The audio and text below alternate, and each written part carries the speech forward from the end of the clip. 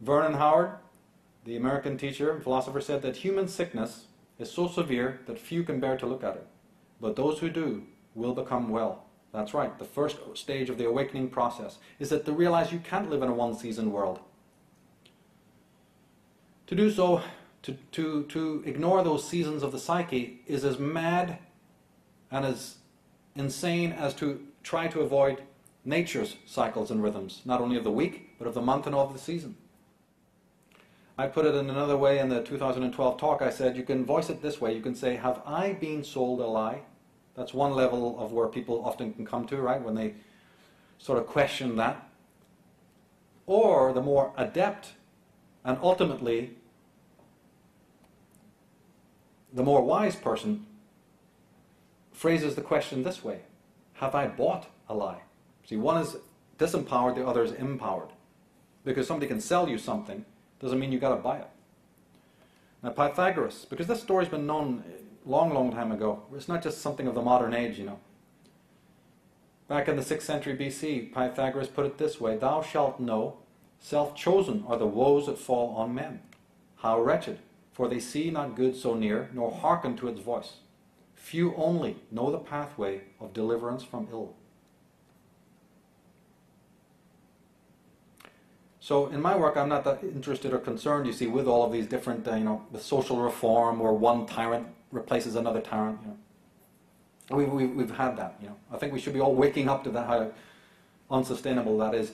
I'm looking at this reform within, the psychological reform of how unbelievably violent we are to ourselves. We get distracted with the external violence, and that'll be handled, and it needs to be looked at.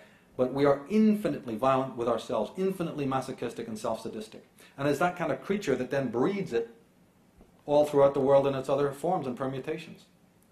Sophocles put the entire problem this way. He's a great Greek playwright and deep thinker, and he said that, look, nothing vast enters the life of mortals without a curse. Talking about that suffering again. Somehow, as our tragedy, our pain, our sorrow leads us back to the shrine. I wish it wasn't that way, but it is. Therefore, the only thing to do then is to come into a different relationship with that force of tragedy. And I hope you can explore a little bit about that today. Now, Jung says this: the foundation of all mental illness is the unwillingness to experience legitimate suffering. That kind of sounds weird until you realize that there's a whole tradition of it through the mythologies and the great peoples of the world. Based their entire pantheons and seek and search for enlightenment on that very statement. For instance, Gerald Massey reminds us, the Egyptians had no vicarious atonement, no imputed righteousness, no second-hand salvation. No initiate in the Osirian mysteries could possibly have rested his hope on reaching heaven on the Galilean line of glory. His was the more crucial way of Amenta. Amenta meaning the underworld.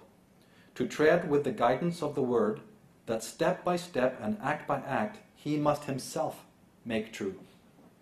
So what we're talking about was literally the bedrock of all of the theologies of the ancient world before it got corrupted. This process of Amenta, this process of stepping yourself step by step to your own Dharma, has been referred to in psychological language by Jung as individuation, the separation, the differentiation of yourself from every other person around you and the world in general.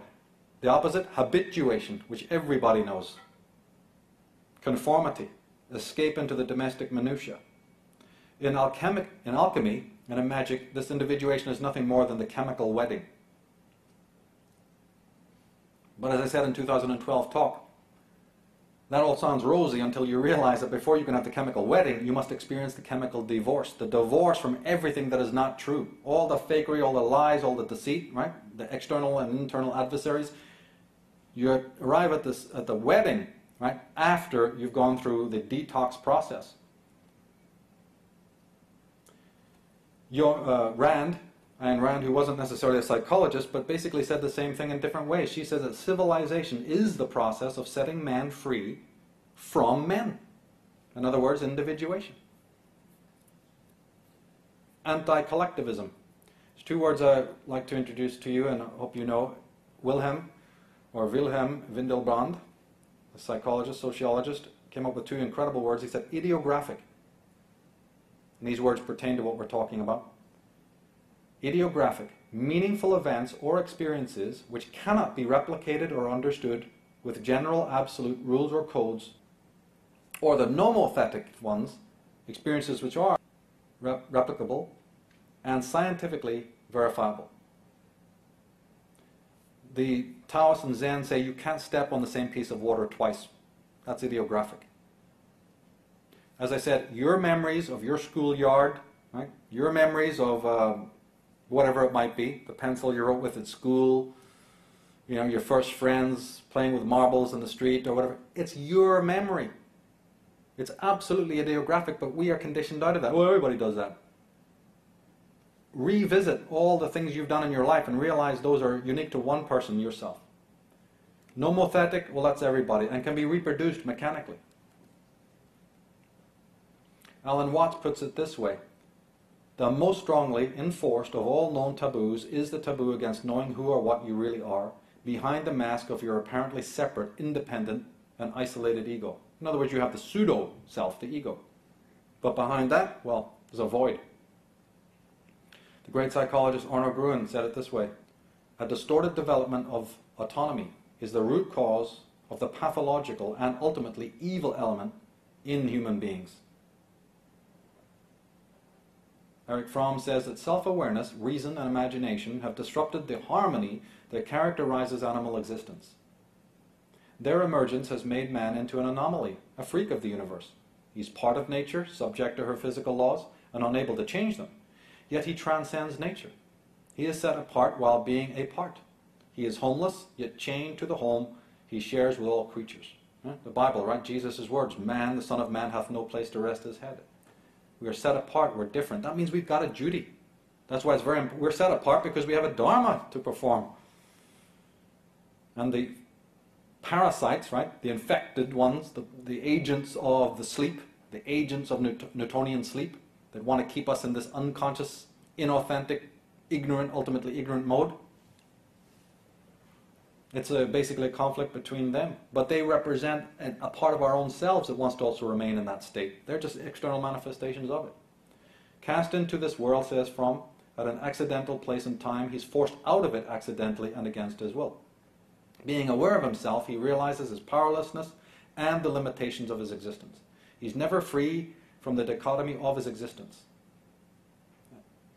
He cannot rid himself of his mind, even if he would want to. He cannot rid himself of his body, as long as he is alive, and his body makes him want to be alive. So, he's looking at both the positive and negative aspects of being conscious. The great R.D. Laing says it this way: true sanity entails, in one way or another, the dissolution of the normal ego. The false self, competently adjusted to our alienated social reality.